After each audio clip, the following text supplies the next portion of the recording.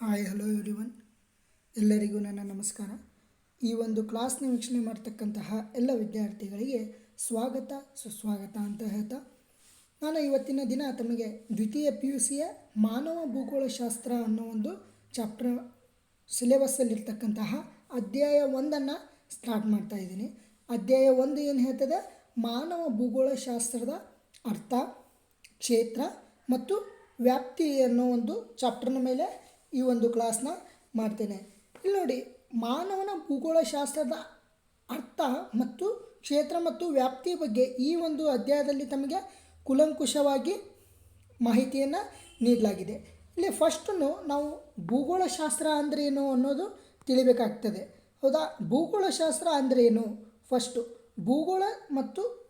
ಭೂಗೋಳಶಾಸ್ತ್ರ ಮತ್ತು ಭೂಗೋಳಶಾಸ್ತ್ರದಲ್ಲಿ ಬರ್ತಕ್ಕಂತಹ ಎರಡು ವಿಧಗಳು ಅವ್ಯಾವು ಅಂದರೆ ಪ್ರಾಕೃತಿಕ ಭೂಗೋಳಶಾಸ್ತ್ರ ಮತ್ತು ಮಾನವ ಭೂಗೋಳಶಾಸ್ತ್ರ ಅಂತಕ್ಕಂತಹ ಎರಡು ಅಧ್ಯಾಯಗಳಿವೆ.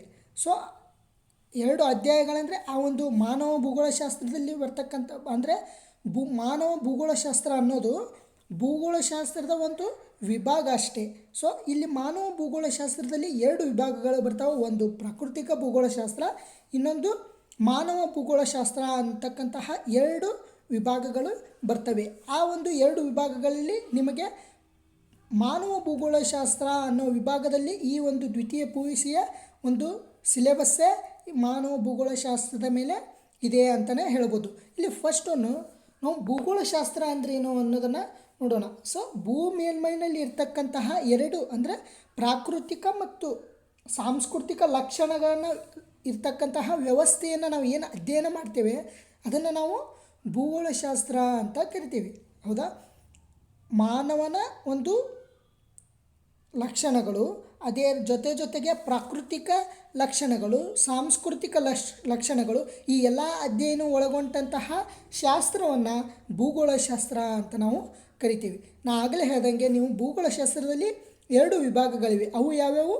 ಪ್ರಾಕೃತಿಕ ಭೂಗೋಳಶಾಸ್ತ್ರ ಮತ್ತೊಂದು ಮಾನವನ ಭೂಗೋಳಶಾಸ್ತ್ರ ಅಂತ ಹೇಳ್ಬೋದು. ಫಸ್ಟು ಪ್ರಾಕೃತಿಕ ಭೂಗೋಳಶಾಸ್ತ್ರ ಅಂದ್ರೇನು ಅನ್ನೋದನ್ನು ನೋಡ್ತಾ ಹೋಗೋಣ. ಪ್ರಾಕೃತಿಕ ಭೂಗೋಳಶಾಸ್ತ್ರ ಅಂದರೆ ಪ್ರಕೃತಿಯ, ಸಿಂಪಲ್ಲಾಗಿ ಹೇಳೋದಾದರೆ ಪ್ರಕೃತಿಯ ಒಂದು ಅಧ್ಯಯನ ಅಂತ ಹೇಳ್ಬೋದು. ಹೇಗೆ ಅಂದರೆ ಮೇಲ್ಮೈನಲ್ಲಿ ಇರ್ತಕ್ಕಂತಹ ಪ್ರಾಕೃತಿಕ ಅಂಶಗಳಾದಂತಹ ವಾಯುಗುಣ ಇರ್ಬೋದು, ಜಲಗೋಳ ಇರ್ಬೋದು, ಶಿಲಾಗೋಳ ಇರ್ಬೋದು, ಜೀವಗೋಳ ಇರ್ಬೋದು, ಸಸ್ಯವರ್ಗ ಇರ್ಬೋದು, ಭೂಸ್ವರೂಪಗಳಿರ್ಬೋದು, ನದಿಗಳಿರ್ಬೋದು, ಮಣ್ಣಿರ್ಬೋದು, ಈ ಎಲ್ಲ ಒಂದು ವಿಷಯಗಳ ಬಗ್ಗೆ ಅಭ್ಯಸಿಸುವುದನ್ನು ನಾವು ಏನಂತ ಕರಿತೇವೆ? ಪ್ರಾಕೃತಿಕ ಭೂಗೋಳಶಾಸ್ತ್ರ. ನೋಡಿ ಸ್ನೇಹಿತರೆ, ಇನ್ನೊಮ್ಮೆ ಹೇಳ್ತೀನಿ, ಮೇಲ್ಮೈನಲ್ಲಿರ್ತಕ್ಕಂತಹ ಪ್ರಾಕೃತಿಕ ಅಂಶಗಳೆಂದರೆ ಅದೇ ಎಕ್ಸಾಂಪಲ್ ವಾಯುಗುಣ ಇರ್ಬೋದು, ಜಲಗೋಳ, ಜೀವಗೋಳ, ಶಿಲಾಗೋಳ ಮತ್ತು ಮಣ್ಣು, ನದಿಗಳು, ಜನಸಂಖ್ಯೆ, ಈ ಎಲ್ಲ ಒಂದು ಅಧ್ಯಯನವನ್ನು ನಾವು ಏನಂತ ಕರಿತೇವೆ? ಪ್ರಾಕೃತಿಕ ಭೂಗೋಳಶಾಸ್ತ್ರ ಅಂತ ಕರಿತೇವೆ. ನೆಕ್ಸ್ಟ್ ಅದಾದ ನಂತರ ಇಲ್ಲಿ ಪ್ರಾಕೃತಿಕ ಭೂಗೋಳಶಾಸ್ತ್ರದಲ್ಲಿ ಅಂದರೆ ಮಾನವನ ಪ್ರತಿಯೊಂದು ಕೆಲಸಕ್ಕೆ ಏನು ಮಾಡ್ತಾನೆ? ಮಾನವ ಪ್ರಕೃತಿಯ ಮೇಲೆ ಅವಲಂಬನೆ ಆಗಿದ್ದಾನೆ. ಸೊ ಪ್ರಕೃತಿಯಿಂದನೇ ಮಾನವ ಅಂತಲೇ ಹೇಳ್ಬೋದು. ಯಾಕೆ?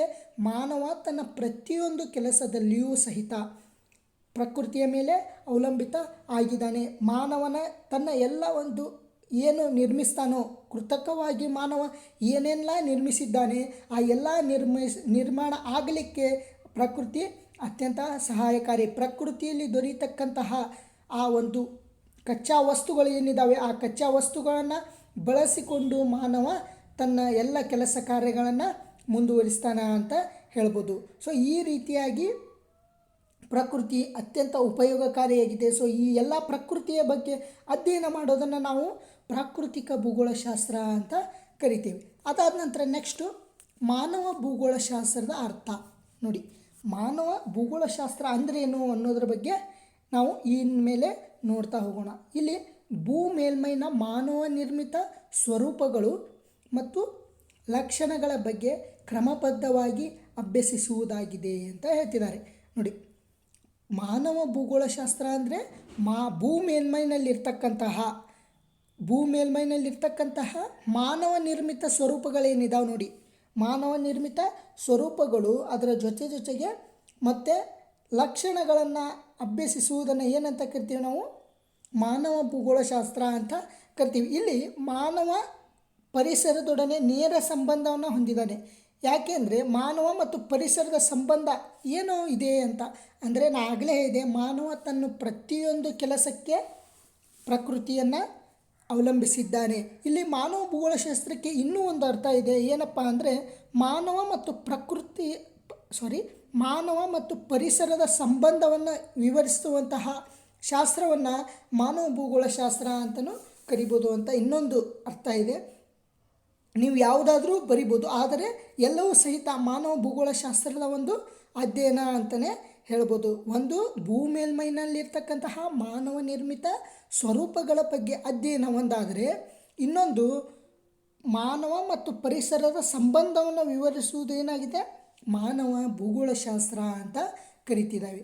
ನೋಡಿ, ನೆಕ್ಸ್ಟ್ ಪಾಯಿಂಟು ಅದಾದ ನಂತರ ಇಲ್ಲಿ ಮಾನವ ಭೂಗೋಳಶಾಸ್ತ್ರ ಯಾವ ರೀತಿ ಬೆಳವಣಿಗೆ ಆಯಿತು ಅಂದರೆ, ಮಾನವ ಭೂಗೋಳಶಾಸ್ತ್ರದ ಕಲ್ಪನೆ, ಜನರಲ್ಲಿ ಮಾನವ ಭೂಗೋಳಶಾಸ್ತ್ರ ಇದೆ ಅನ್ನೋ ಒಂದು ಕಲ್ಪನೆ ಹೇಗೆ ಬಂತು ಅನ್ನೋದನ್ನು ಮಾನವ ಭೂಗೋಳಶಾಸ್ತ್ರದ ಬೆಳವಣಿಗೆಯಲ್ಲಿ ನಾವು ನೋಡ್ತಾ ಹೋಗೋಣ. ಇಲ್ಲಿ ಫಸ್ಟನ್ನು ಏನಾಗ್ತದೆ, ವಿಜ್ಞಾನಿಗಳು ಮಾನವ ಭೂಗೋಳಶಾಸ್ತ್ರದ ಬಗ್ಗೆ ಹಲವಾರು ಗ್ರಂಥಗಳನ್ನು ಬರೀತಾರೆ. ಆ ಗ್ರಂಥಗಳ ಆಧರಿಸಿ ಮಾನವ ಭೂಗೋಳಶಾಸ್ತ್ರವನ್ನು ನಾವು ಇಂದಿಗೂ ಸಹಿತ ಅಧ್ಯಯನ ಮಾಡ್ತಾ ಹೋಗ್ತೀವಿ ಸ್ನೇಹಿತರೆ. ಇಲ್ಲಿ ನೋಡಿ, ಫಸ್ಟು ಮಾನವ ಭೂಗೋಳಶಾಸ್ತ್ರ ಅಂದರೆ ಭೂಗೋಳ ವಿಜ್ಞಾನಿ ಮೂಲರೆಂಬೆ ಇತ್ತೀಚಿನ ಒಂದು ಚಿಗುರಾಗಿದೆ ಅಂತಲೇ ಹೇಳ್ಬೋದು. 18 ಮತ್ತು 19ನೇ ಶತಮಾನದಲ್ಲಿ ಭೂಗೋಳಶಾಸ್ತ್ರಜ್ಞರು ಏನು ಮಾಡ್ತಾ ಹೋದರು, ಮಾನವ ಭೂಗೋಳಶಾಸ್ತ್ರದ ಬಗ್ಗೆ ಅಧ್ಯಯನ ಪ್ರಾರಂಭಿಸ್ತಾ ಹೋದರು. ಕೊನೆಗೆ 1859ರಲ್ಲಿ ಏನಾಯಿತು, ಚಾರ್ಲ್ಸ್ ಡಾರ್ವಿನ್ ಅನ್ನೋ ಒಂದು ವಿಜ್ಞಾನಿ ಹೆಸರು ನೀವು ಕೇಳಿದಿರಿ. ಸೊ ಆ ಚಾರ್ಲ್ಸ್ ಡಾರ್ವಿನ್ ಅನ್ನೋ ವಿಜ್ಞಾನಿ ಏನು ಮಾಡಿದ, ಊರಿಯನ್ ಆಫ್ ಸ್ಪೀಸೀಸ್ ಎನ್ನುವಂತಹ ಗ್ರಂಥವನ್ನು ಬರೀತಾನೆ ಸ್ನೇಹಿತರೆ. ಊರಿಯನ್ ಆಫ್ ಸ್ಪೀಸೀಸ್ ಎನ್ನೋ ಗ್ರಂಥವನ್ನು ಬರೆದು ಆ ಗ್ರಂಥದಲ್ಲಿ ಏನು ವಿವರಿಸ್ತಾನೆ ನೋಡಿ, ಇದರಲ್ಲಿ ಮಾನವ ವಿಕಾಸದ ಕುರಿತು ವಿವರಣೆ ನೀಡ್ತಾನೆ. ಮಾನವ ವಿಕಾಸದ ಜೊತೆಗೆ ಮಾನವನ ಅಭಿವೃದ್ಧಿ ಮತ್ತು ಮಾನವ ಜನಾಂಗಗಳ ವಿಕಾಸ ಯಾವ ರೀತಿ ಆಯಿತು, ಮಾನವರ ಅಭಿವೃದ್ಧಿ ಯಾವ ರೀತಿ ಆಗ್ತದೆ, ಅದರ ಜೊತೆಗೆ ಜೀವಿಗಳ ವಿಕಾಸ ಯಾವ ರೀತಿ ಆಗ್ತದೆ ಅನ್ನೋ ಎಲ್ಲ ಒಂದು ಅಧ್ಯಯನವನ್ನು ಕ್ರಮಬದ್ಧವಾಗಿ ಈ ಗ್ರಂಥದಲ್ಲಿ ಬರಿತಾನೆ. ಯಾರು, ಚಾರ್ಲ್ಸ್ ಡಾರ್ವಿನ್ ಅನ್ನೋ ವಿಜ್ಞಾನಿ ಬರಿತಾನೆ. ಇದ ನಂತರ ಈ ಒಂದು ಗ್ರಂಥ ಆದ ನಂತರ ಈ ಒಂದು ಸಿದ್ಧಾಂತದಲ್ಲಿ ವೈಜ್ಞಾನಿಕ ಬೆಳವಣಿಗೆಯಲ್ಲಿ ಒಂದು ಮಹತ್ವಕರವಾದಂತಹ ಘಟ್ಟವೂ ಸಹಿತ ಈ ಒಂದು ಗ್ರಂಥ ಆಯಿತು. ಯಾಕೆ, ಪ್ರಥಮವಾಗಿ ಚಾರ್ಲ್ಸ್ ಡಾರ್ವಿನ್ ಏನು ಮಾಡ್ತಾನೆ, ಮಾನವ ಭೂಗೋಳಶಾಸ್ತ್ರದ ಬಗ್ಗೆ 1859ರಲ್ಲಿ ಗ್ರಂಥವನ್ನು ಬರಿತಾನೆ. ನೋಡಿ, ವಿಜ್ಞಾನಿಗಳ ಒಂದು ಅಧ್ಯಯನ ಯಾವ ರೀತಿ ಇರ್ತದೆ, ಒಬ್ಬ ವಿಜ್ಞಾನಿ ಏನು ಮಾಡ್ತಾನೋ ಅದನ್ನು ಅಲ್ಲಿಗೆ ಕೈ ಬಿಡೋದಿಲ್ಲ. ಮತ್ತೊಬ್ಬ ವಿಜ್ಞಾನಿ ಆ ಒಂದು ತಂತ್ರಜ್ಞಾನ ಸಂಶೋಧನೆಗೆ ಆಧರಿಸಿ ಮತ್ತೆ ಹೆಚ್ಚಿನ ಒಂದು ಅಧ್ಯಯನ ಮಾಡ್ತಾ ಹೋಗ್ತಾನೆ. ಅದೇ ರೀತಿಯಾಗಿ ಇಲ್ಲಿಯೂ ಸಹಿತ ಆಯಿತು. ಏನಾಗ್ತದೆ ನೋಡಿ, ಈ ಒಂದು ಅಧ್ಯಯನ ಅಂದರೆ ಈ ಒಂದು ಗ್ರಂಥದಿಂದ ಪ್ರಭಾವಿತನಾದಂತಹ ಫ್ರೆಡ್ರಿಕ್ ರಾಡ್ಜೆಲ್ ಅನ್ನುವಂತಹ ಭೂಗೋಳಶಾಸ್ತ್ರಜ್ಞ ಏನು ಮಾಡ್ತಾನೆ, 1882ರಲ್ಲಿ ಈತ ಜರ್ಮನಿಯ ಒಬ್ಬ ವಿಜ್ಞಾನಿ. ಈತ ಏನು ಮಾಡ್ತಾನೆ, 1882ರಲ್ಲಿ ಫ್ರೆಡ್ರಿಕ್ ರಾಡ್ಜೆಲ್ ಅನ್ನೋನು ಆಂಥ್ರೋಪೋಜಿಯೋಗ್ರಫಿ ಅನ್ನುವಂತಹ ಒಂದು ಗ್ರಂಥವನ್ನು ಬರಿತಾನೆ. ನೋಡಿ, ಈ ಆಂಥ್ರೋಪೋಜಿಯೋಗ್ರಫಿ ಇಲ್ಲಿ ಇಂಗ್ಲೀಷ್ನ ಹ್ಯೂಮನ್ ಜಿಯೋಗ್ರಫಿ ಪದಕ್ಕೆ ಸಮ. ಆಂಥ್ರೋಪೋಜಿಯೋಗ್ರಫಿ ಅಂತ, ಆಂಥ್ರೋಪೋ ಅಂದರೆ ಮಾನವ ಅಂತ ಅರ್ಥ ಇಲ್ಲಿ. ಅಂದರೆ ಜರ್ಮನಿಯಲ್ಲಿ ಆಂಥ್ರೋಪೋ ಅಂದರೆ ನಾವು ಏನಂತ ಕರಿತೇವೆ, ಮಾನವ ಅಂತ ಕರಿತೇವೆ. ಇಲ್ಲಿ ಅಂದರೆ ಫ್ರೆಡ್ರಿಕ್ ರಾಡ್ಜೆಲ್ ಬರೆದಂತಹ ಆಂಥ್ರೋಪೋಜಿಯೋಗ್ರಫಿಯಲ್ಲಿ ಮಾನವ ಮತ್ತು ಪರಿಸರದ ಸಂಬಂಧವೇ ಮಾನವನ ಭೂಗೋಳಶಾಸ್ತ್ರದ ತಿರುಳಾಗಿದ್ದು ಇದು ಒಂದು ಅತ್ಯಂತ ಜನಪ್ರಿಯವಾಗಿದೆ ಅಂತ ಹೇಳ್ತಾನೆ. ನೋಡಿ, ಈತ ತನ್ನ ಒಂದು ಅಧ್ಯಯನ ಅಂದರೆ ತನ್ನ ಒಂದು ಗ್ರಂಥದಲ್ಲಿ ಏನು ಹೇಳ್ತಾನೆ, ಮಾನವ ಮತ್ತು ಪರಿಸರ ನೇರ ಸಂಬಂಧವನ್ನು ಹೊಂದಿವೆ. ಈ ಒಂದು ನೇರ ಸಂಬಂಧವೇ ಈ ಒಂದು ಅಧ್ಯಯನಕ್ಕೆ ಮುಖ್ಯ ತಿರುಳು ಅಂತ ಆಯಿತು. ಅದರ ಜೊತೆಗೆ ಈತ ಮಾನವ ಮತ್ತು ಪರಿಸರದ ಸಂಬಂಧವನ್ನು ಒಂದು ಪ್ರತ್ಯೇಕ ವಿಷಯವಾಗಿ ಅಧ್ಯಯನ ಮಾಡಲು ಈ ಒಂದು ಗ್ರಂಥ ನಾಂದಿ ಆಗ್ತದೆ.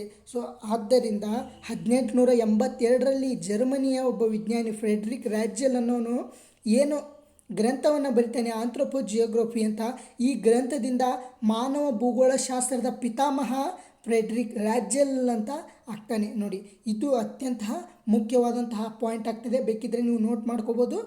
ಮಾನವ ಭೂಗೋಳಶಾಸ್ತ್ರದ ಪಿತಾಮಹ ಯಾರಂದರೆ ಫ್ರೆಡ್ರಿಕ್ ರಾಜ್ಯಲ್ ಅಂತ ಬರ್ತೀವಿ. ಆಂಥ್ರೋಪೋ ಜಿಯೋಗ್ರಫಿ ಅಂತ ಬರೆದ ಗ್ರಂಥ ಆಂಥ್ರೋಪೋ ಜಿಯೋಗ್ರಫಿ ಅಂತ ಹೇಳ್ಬೋದು. ನೆಕ್ಸ್ಟ್ ಇದಾದ ನಂತರ ಮಾನವ ಭೂಗೋಳಶಾಸ್ತ್ರದ ವ್ಯಾಖ್ಯೆಗಳು ಅಂತ ನೋಡುತ್ತೇವೆ. ಇಲ್ಲಿ ಮಾನವ ಭೂಗೋಳಶಾಸ್ತ್ರ ನಾ ಆಗಲೇ ಹೇಳಿದ್ದೆ, ವಿಜ್ಞಾನಿಗಳು ಅತಿ ಹೆಚ್ಚು ಸಂಶೋಧನೆ ಮಾಡ್ತಾ ಹೋಗ್ತಾರೆ ಅಂತ. ಆದರೆ 1859ರಲ್ಲಿ ಇಂಗ್ಲೆಂಡ್ನ ಚಾರ್ಲ್ಸ್ ಡಾರ್ವಿನ್ ಅನ್ನೋ ವ್ಯಕ್ತಿ ಮಾನವ ಭೂಗೋಳಶಾಸ್ತ್ರವನ್ನು ಸಂಶೋಧನೆ ಮಾಡ್ತಾನೆ. ಅದಾದ ನಂತರ 1882ರಲ್ಲಿ ಫ್ರೆಡ್ರಿಕ್ ರಾಜ್ಯಲ್ ಅನ್ನೋನು ಒಂದು ಸಂಶೋಧನೆ ಮಾಡ್ತಾರೆ. ಈ ರೀತಿಯಾಗಿ ಮಾನವನ ಒಂದು ಭೂಗೋಳಶಾಸ್ತ್ರದ ಅಧ್ಯಯನವನ್ನು ಹಲವಾರು ವಿಜ್ಞಾನಿಗಳು ಅಧ್ಯಯನ ಮಾಡ್ತಾ ಹೋಗ್ತಾರೆ. ಈ ಒಂದು ಕಾರಣದಿಂದಾಗಿ ತಮ್ಮ ಅಧ್ಯಯನಕ್ಕೆ ತಕ್ಕಂತೆ ಕೆಲವು ವಿಜ್ಞಾನಿಗಳು ಮಾನವ ಭೂಗೋಳಶಾಸ್ತ್ರವನ್ನು ವರ್ಣಿಸ್ತಾರೆ. ಅಂದರೆ ಮಾನವ ಭೂಗೋಳಶಾಸ್ತ್ರ ಅಂದ್ರೇನು ಅನ್ನೋದಕ್ಕೆ ತಮ್ಮ ಅಧ್ಯಯನದ ಮೇಲೆ ಒಂದು ವಾಕ್ಯಗಳನ್ನು ಕೊಡ್ತಾರೆ. ಆ ವಾಕ್ಯಗಳು ಏನು ಅಂತ ನಾವು ಒಂದೊಂದಾಗಿ ನೋಡ್ತಾ ಹೋಗೋಣ. ಫಸ್ಟು ಮಾನವ ಭೂಗೋಳಶಾಸ್ತ್ರದ ಪಿತಾಮಹನಾದಂತಹ ಫ್ರೆಡ್ರಿಕ್ ರಾಜ್ಯಲ್ನವರ ಪ್ರಕಾರ ಮಾನವ ಭೂಗೋಳಶಾಸ್ತ್ರ ಅಂದ್ರೇನು ಅನ್ನೋದನ್ನು ನೋಡೋಣ. ಮಾನವ ಭೂಗೋಳಶಾಸ್ತ್ರ ಅಂದರೆ ಮಾನವನ ಮೇಲೆ ಪರಿಸರದ ಪ್ರಭಾವಗಳ ಅಧ್ಯಯನ ಅಂತ ಹೇಳ್ತೇನೆ.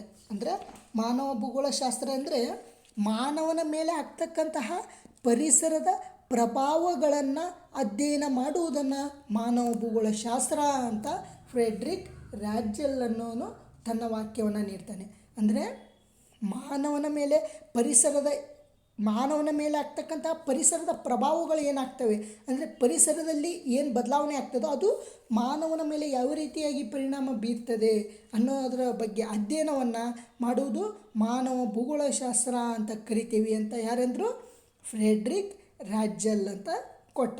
ನೆಕ್ಸ್ಟ್ ಅದಾದ ನಂತರ ಎಲೆನ್ಸಿ ಸೆಂಪಲ್ ಅನ್ನುವಂತಹ ಭೂಗೋಳಶಾಸ್ತ್ರಜ್ಞ ಏನು ಮಾಡ್ತಾನೆ, 1863ರಿಂದ 1932 ಈ ಅವಧಿಯಲ್ಲಿ ಎಲೆನ್ಸಿ ಸೆಂಪಲ್ ರವರ ಪ್ರಕಾರ ಮಾನವ ಭೂಗೋಳಶಾಸ್ತ್ರ ಅಂದರೆ ಮಾನವ ಭೂಗೋಳಶಾಸ್ತ್ರವು ಅಸ್ಥಿರ ಭೂಮಿ ಮತ್ತು ಅವಿಶ್ರಾಂತ ಮಾನವನ ನಿರಂತರ ಬದಲಾವಣೆಯ ಸಂಬಂಧದ ಅಧ್ಯಯನ ಅಂತ ಯಾರು ಹೇಳ್ತಾರೆ, ಎಲೆನ್ಸಿ ಸೆಂಪಲ್ ಅವರು ಹೇಳ್ತಾರೆ. ಯಾಕೆ ಭೂಮಿ ಸ್ಥಿರವಾಗಿಲ್ಲ, ಅಸ್ಥಿರವಾಗಿದೆ ಅಂತ ಅವ್ರ ಪ್ರಕಾರ. ಇದು ಭೂಮಿ ಅಸ್ಥಿರವಾಗಿದೆ, ಅದರ ಜೊತೆಗೆ ಮಾನವನು ಅವಿಶ್ರಾಂತವಾಗಿದ್ದಾನೆ. ಅಂದರೆ ಮಾನವ ಭೂಗೋಳಶಾಸ್ತ್ರ ಅಂದರೆ ಅಸ್ಥಿರವಾದಂತಹ ಭೂಮಿ ಮತ್ತು ಅವಿಶ್ರಾಂತ ಮಾನವನ ನಿರಂತರ ಬದಲಾವಣೆ ಏನಿದೆ ನೋಡಿ, ಆ ಬದಲಾವಣೆಯ ಸಂಬಂಧದ ಅಧ್ಯಯನವನ್ನು ಏನಂತ ಕರಿತೀವಿ, ಮಾನವ ಭೂಗೋಳಶಾಸ್ತ್ರ ಅಂತ ಕರಿತೀವಿ ಅಂತ ಯಾರು ಹೇಳಿದರು, ಎಲೆನ್ಸಿ ಸೆಂಪಲ್ರವರು ಹೇಳ್ತಾರೆ. ಸೊ ಈ ರೀತಿಯಾಗಿ ಮಾನವ ಭೂಗೋಳಶಾಸ್ತ್ರದ ಬಗ್ಗೆ ಹಲವಾರು ವಿಜ್ಞಾನಿಗಳು ಅಧ್ಯಯನ ನಡೆಸ್ತಾರೆ. ಸೊ ಆ ಅಧ್ಯಯನದಲ್ಲಿ ಪ್ರಮುಖರಾದಂತಹ ಈ 2 ವಿಜ್ಞಾನಿಗಳು ತಮ್ಮ ವ್ಯಾಖ್ಯೆಯನ್ನು ಕೊಡ್ತಾ ಹೋಗ್ತಾರೆ. ಸೊ ನಾವು ಇಲ್ಲಿವರೆಗೆ ಭೂಗೋಳಶಾಸ್ತ್ರ ಅಂದ್ರೇನು, ಭೂಗೋಳಶಾಸ್ತ್ರದಲ್ಲಿ ಬರ್ತಕ್ಕಂತಹ ಪ್ರಾಕೃತಿಕ ಮತ್ತು ಮಾನವ ಭೂಗೋಳಶಾಸ್ತ್ರದ ಅರ್ಥ, ಅದರ ಬೆಳವಣಿಗೆ ಮತ್ತು ವ್ಯಾಖ್ಯೆಗಳ ಬಗ್ಗೆ ಅಧ್ಯಯನ ಮಾಡಿದ್ದೀವಿ. ಸೊ ಈ ಒಂದು ಕ್ಲಾಸ್ನ ವೀಕ್ಷಣೆ ಮಾಡಿದ ತಮಗೆಲ್ಲರಿಗೂ ಧನ್ಯವಾದಗಳನ್ನು ಹೇಳ್ತಾ, ನೆಕ್ಸ್ಟ್ ಕ್ಲಾಸಲ್ಲಿ ನಾನು ಮಾನವ ಭೂಗೋಳಶಾಸ್ತ್ರದ ಕ್ಷೇತ್ರ ಮತ್ತು ವಿಭಾಗಗಳ ಒಂದು ಕಾನ್ಸೆಪ್ಟ್ನ ಮೇಲೆ ತಮಗೆ ಕ್ಲಾಸ್ ಮಾಡ್ತೀನಿ. ಎಲ್ಲರಿಗೂ ಮತ್ತೊಮ್ಮೆ ನನ್ನ ಧನ್ಯವಾದಗಳು.